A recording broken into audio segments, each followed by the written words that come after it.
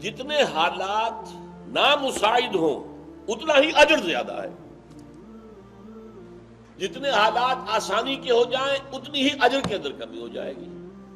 اگر حالات بڑے مخالف ہیں، نامساعد ہیں،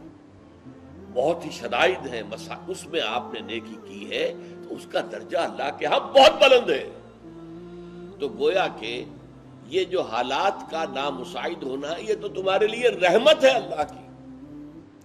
اس میں اگر تم کھپاؤ گے لا یستوی منکم من انفق من قبل الفتح، برابر نہیں ہے تم میں سے وہ لوگ جنہوں نے انفاق کیا تھا فتح سے قبل، وقاتل اور قتال میں حصہ لیا تھا، جنہوں نے غزوہ بدر میں حصہ لیا، جنہوں نے غزوہ احد میں حصہ لیا،